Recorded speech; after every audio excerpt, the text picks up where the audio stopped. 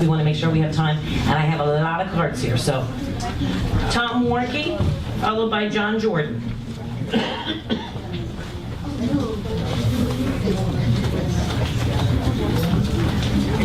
Tom Warnke, can you hear me? Yes. Tom Warnke, Lake Worth.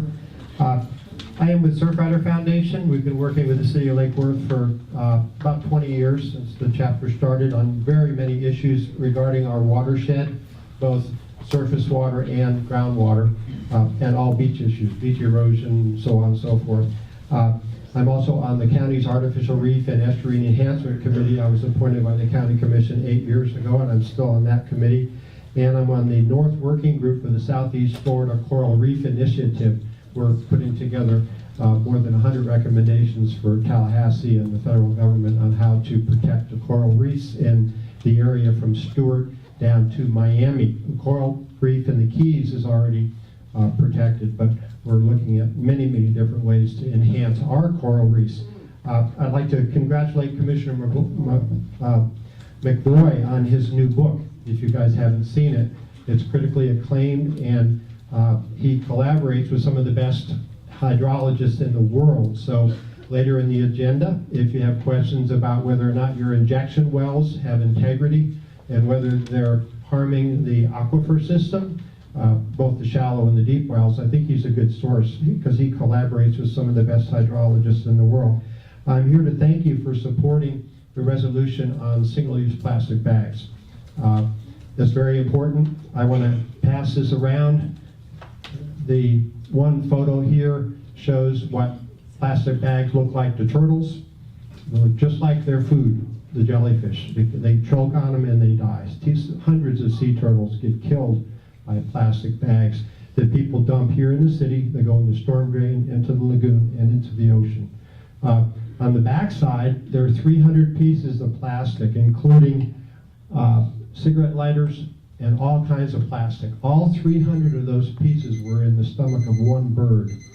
And thousands of birds and turtles and fish are being killed by plastic. So thank you. And you're not going to get any more plastic straws at Howley's unless you ask for them. So hopefully Benny's and other places will follow suit.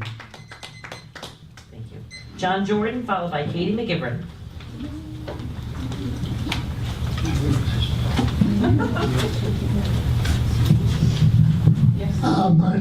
Excuse me, my name is John Jordan. I live in the Lake Worth Towers. This is not a direct attack on any of you, but I used to be in the legislature. I've been to Congress and visited the House and the Senate, been with Bob and Paul Rogers. I've been here since Jimmy Carter was the president, and I was on the pension board.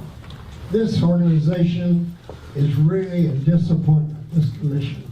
You absolutely run this thing like a local bridge club or something. And if you're going to follow the Robert's Rules of Order, I suggest that you hire a parliamentarian. And I don't mean to use somebody who's on the payroll from the city, because there's a couple of violations of the Robert's Rules of Order here tonight. Nobody even notices that you go on. Well, if you're going to throw it out the window and not go by the Robert's Rules of Order, say that. But this thing is an embarrassment. And there's another thing. When you get off the agenda, you know, the agenda is for the agenda. And if you get off the agenda, that's where the point of order, and it's the person in the chair. Now, the chair is not to be addressed as with a personal name. I address the chair because the book says you address the chair, not the person in the chair, not by name.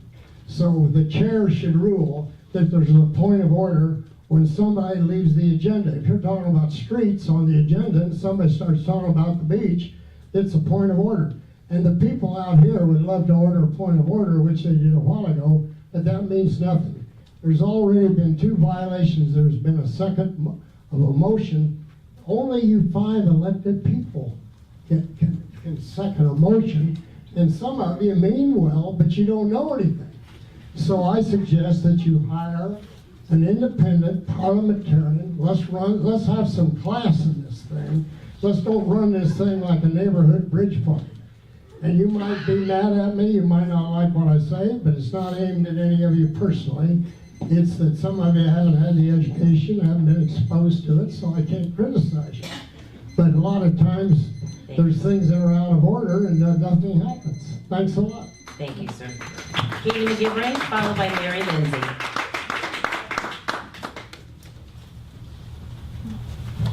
Hi, Katie McGivern, 2121 Collier Avenue. During a secret ITN meeting prior to the March 2015 election, Commissioner Amoroso engaged in what could be construed as hate speech when referring to then candidate Ryan Meyer.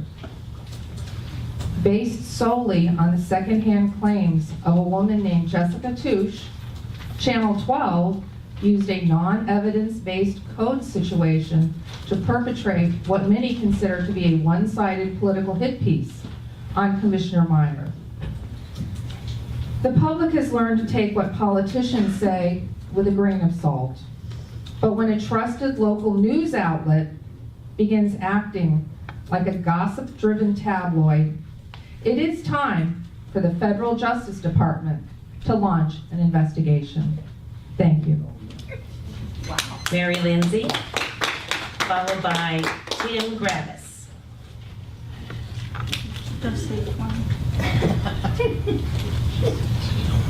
Good evening, mayors and commissioners. Mary Lindsay, 327 Columbia Drive. If I give these to you, take 3 and pass them down. They're all, cattywampus. The MAPC is especially proud today to announce that we have, y'all are familiar with Call Y'all cards? We now have them in Creole and in Spanish. And y'all just have a copy of it. We'd like to thank Yolanda Sanchez, who happens to be here tonight, so stand up, take it out. She did the translation for us in Spanish, and Paul Hubert Pierre did the translation for us in Creole. Both translations were verified and approved by PVSO. The NAPC delivered 500 of each of these tonight to PVSO, who asked for them. They are going to immediately start using them in their presentations, and then they will be printing more as well. So this is a big, big step forward. And not to forget our Finnish neighbors, that's coming up. We're going to ask Jana Pira from the downtown school to help us with that translation. And if we can find somebody at PVSO that can check it for us, I'm sure we'll get that approved right away. If you'd like to know who to thank for these and who the NAPC depends on for these kind of expenses, the answer is right on my back. These are our generous neighbors, merchants, and service providers who sponsor the raft race, who step up whenever we ask for ads for the neighborhood guide, for example, and in this case, on the back of the beautiful 14th annual Great American Rift Raft Race t-shirts, which are on sale for $10 each. They come in a wide assortment of sizes, and I have a good selection with me tonight. So that's it. Thank you all very much, and remember, make the call, y'all, 688-3400. Tim Gravis, followed by John Faust.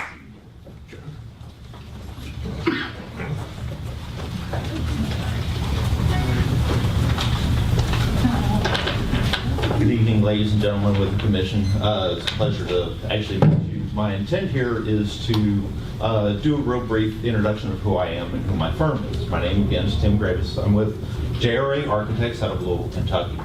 Our firm's been hired to do the actual preservation and restoration of the Gulf Stream Hotel.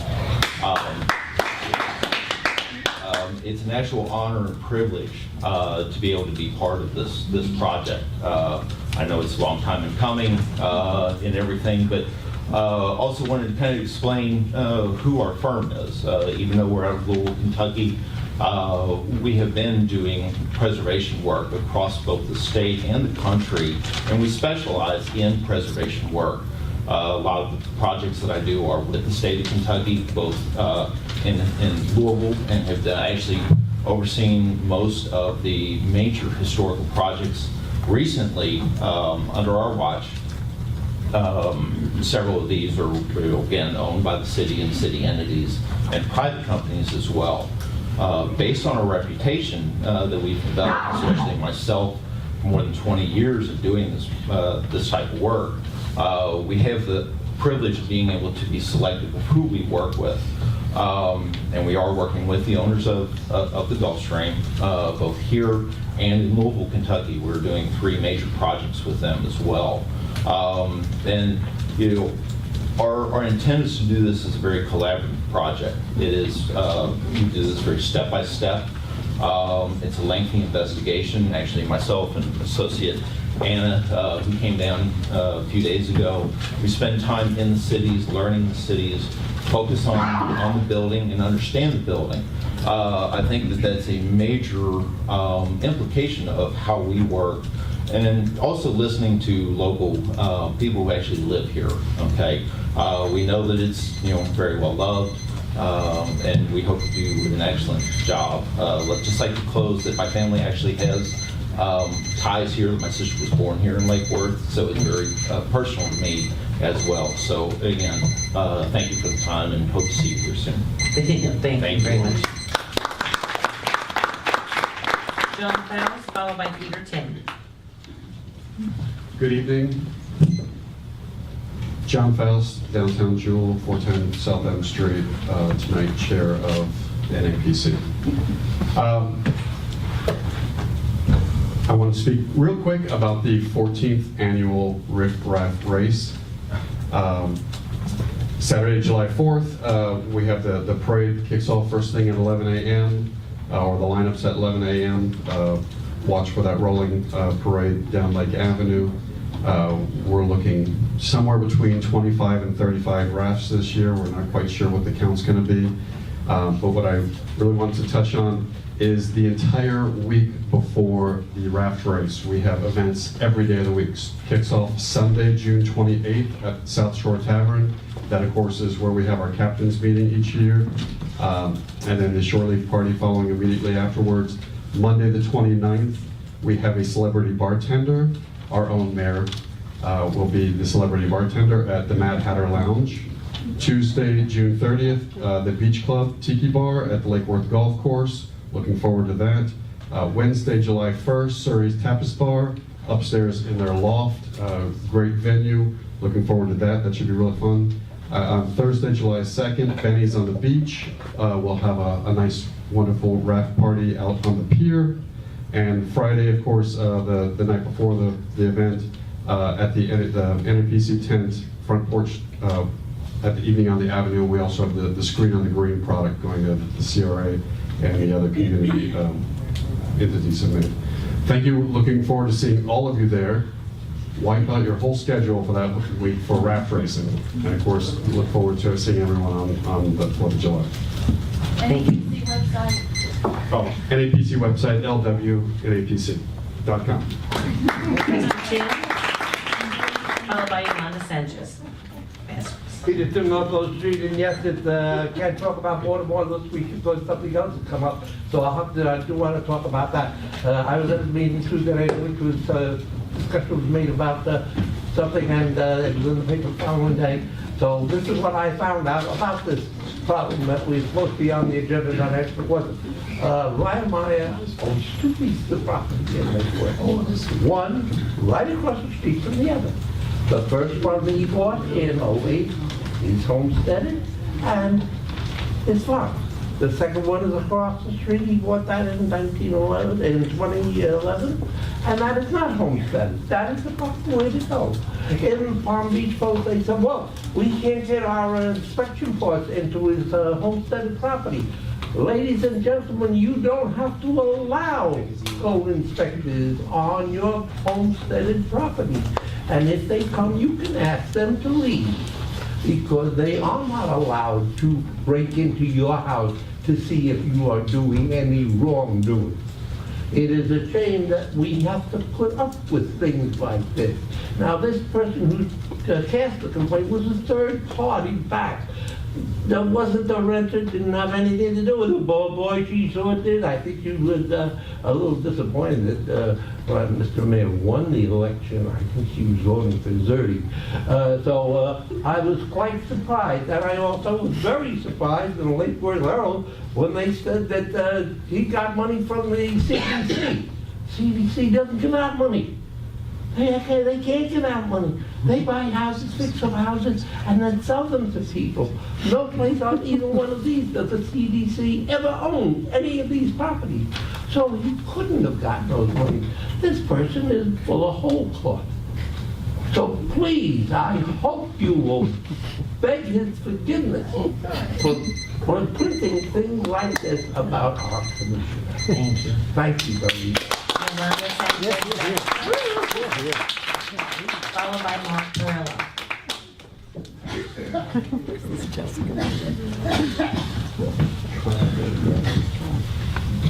Hello. Yolanda Sanchez, 500 block of South D. A couple years ago, South D Street saw a lot of crime, and there's a couple shootings, and I got a light, street light, about a couple blocks from my house because we were missing it from the hurricanes that were never replaced. I'm asking again that the 200 300 block of South C Street is also missing a light. And I had spoke to Commissioner McFoy back then when I requested a light in 2013 when the shooting happened. This robbery of the Habitat home that left right before the dedication, the robbers pulled out the gas stove and led to an evacuation of the whole street. And I live on D Street, but these were my neighbors, Amy and Sharka, who are also Habitat family members and heavily with the board and the community. I'm a little nervous, sorry. I would also support legislation to organize and prevent 16-wheelers on residential streets. And if anybody, I will gladly knock on doors to help whoever with these lights. I know you guys were about to use Simon's a couple years ago. Send me an email. I want to help my community, please. Thank you. C Street or D Street? This is a 200, 300 block of South C. This is where the Habitat home was, the bright pink one, that all the appliances were stolen before its dedication. That led to the massive gas leak. Thank you. You're welcome. Mark Perillo, followed by Mary Watson.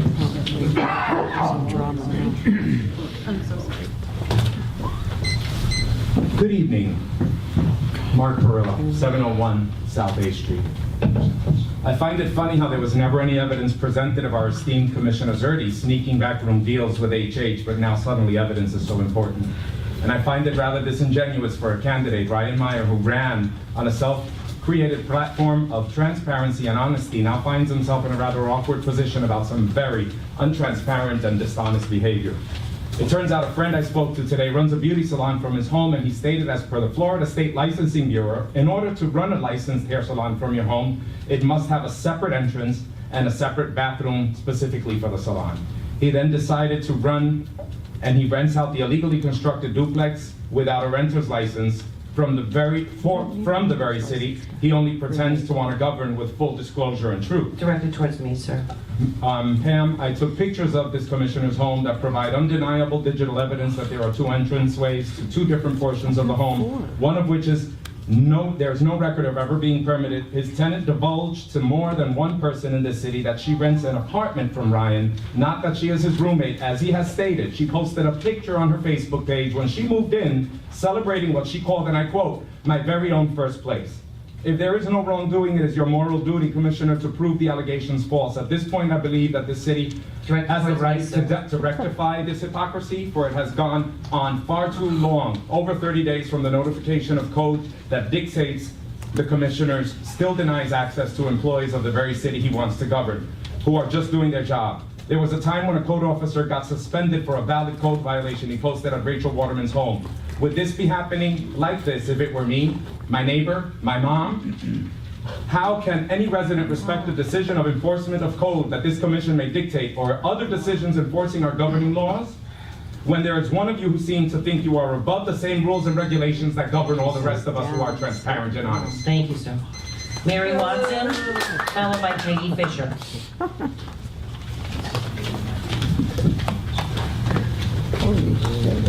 Mary Watson. I live on Montague Street. I was very surprised with what came on the other night on CBS. that was lifted from Lynn's blog. I then went to find out what was going on. I was absolutely amazed at what's going down there. I am here to support Commissioner Meyer. He has done very much to represent my interest, including my interest in the beach as a resident of this city. I consider him very important to my representation here.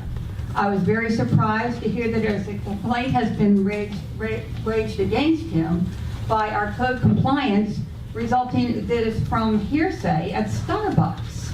I mean, this doesn't stand the light of day to me, and I am very upset and very embarrassed that this is going on in my government. This is not right. I would also like to remind Scott Maxwell. Direct it towards me, please. Oh, okay. Thank you. Okay. That there is a property right around the corner from me, 1528 Cochran Drive, that continues to be both a safety and a nuisance hazard. It now has no roof whatsoever. There are shreds of blue tarp. There are only remnants of walls, and there is now the only thing that has been done about this property, which I have previously mentioned to another commissioner, is that there's a sign, a homemade sign that says for sale by owner. You can't be boarded up. There are no walls left. There's a door and a few boards there. I am very concerned that it seems like there's retribution towards Commissioner Meyer. I don't live in his district, but I consider him tantamount to representing my interest in this commission, and I'm very upset at what is going on. I think this is wrong, and I think he deserves an apology. Thank you. Thank you. Just remember, everyone, when you come up, direct your comments towards me. I have the joyous pleasure of receiving all your comments and taking them home with me. Peggy Fisher. Peggy Fisher, followed by Linda Mahoney. Peggy Fisher, North A Street. As far as the driver's license office being closed, just remember that there will no longer be any state driver's license in this county. They're all owned by the tax collectors, so you'll pay the surcharge because of that.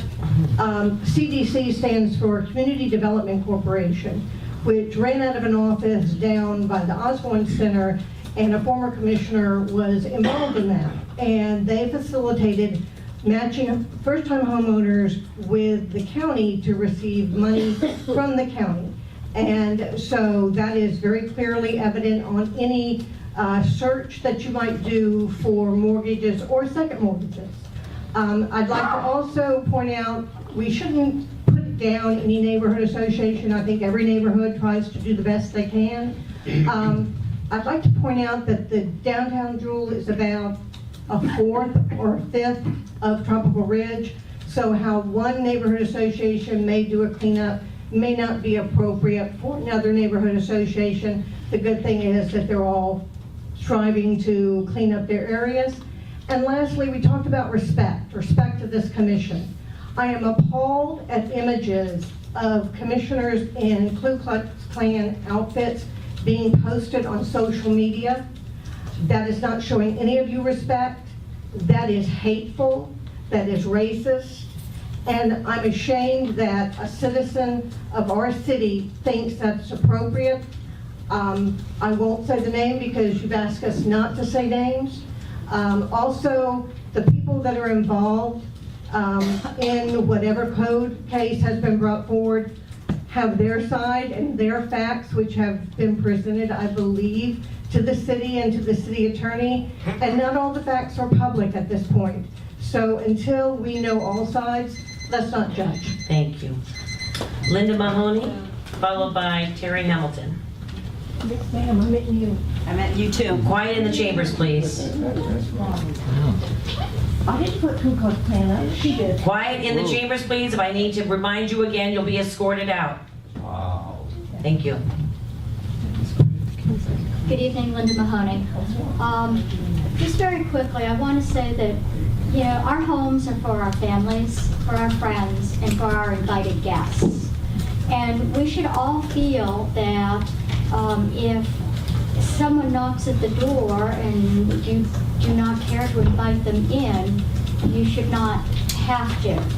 I think if you were to walk out this front door and go up and down the streets with a government official and knock on the door and say, I'm here to see if there's anything wrong inside your home.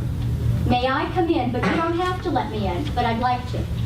That house after house after house and say, no thank you, this is my home. And many of us have older homes, and people have done things to those homes since the 20s. Not everything turns up in a title search. So you buy a home, and anything, you know, unless you're building a brand new home, you don't know that everything has met every code for the 100 years of our great history. So that's all I want to say about that. I really wanted to talk about the plastic bag thing. And I hope that you will, of course, give your support to that resolution. Several years ago, Commissioner Mulvihill, when Publix was going to be built, had hoped that we could keep one of the biggest users of plastic bags from using plastic bags. Of course, the state didn't allow us that control, and still doesn't. But I'm encouraged now to see that maybe the state of Florida will catch up with the city of Lake Worth in keeping those plastic bags out of our waterways and off of our streets, because in addition to what they do to the wildlife and the fish, they just look terrible all over the streets. So I hope you will support that. Thank you. Thank you. Terry Hamilton, followed by Jessica Hamilton.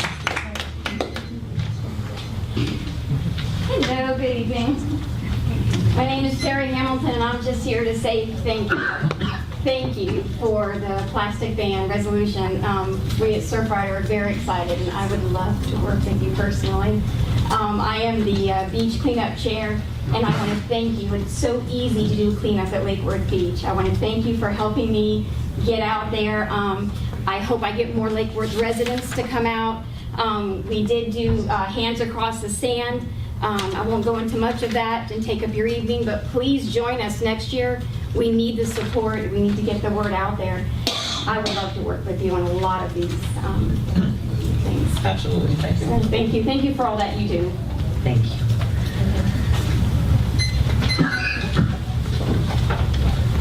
Jessica? Hello, I'm Betsy Hamilton, and I'm part of the Surfrider County chapter who represent and show support for the ban the bag resolution. Thank you for having on the agenda and addressing this issue. Just a couple of facts here. Yeah, if you wouldn't mind, you can take that off if you need to. All right. In 2010, about 690,000 tons of plastic bags were generated in the U.S., but only 4.3% of those were actually recycled. Plastics comprise up to 90% of floating marine debris, and up to 80% are from land-based sources, so from your grocery stores. And because of this, an estimated 100,000 marine mammals and up to 1 million seabirds die every year after ingesting these plastic debris. And I've seen this firsthand. We do beach cleanups, and I came across a dead sea turtle with a plastic bag wrapped around his head. It's a big issue, and as we are coastal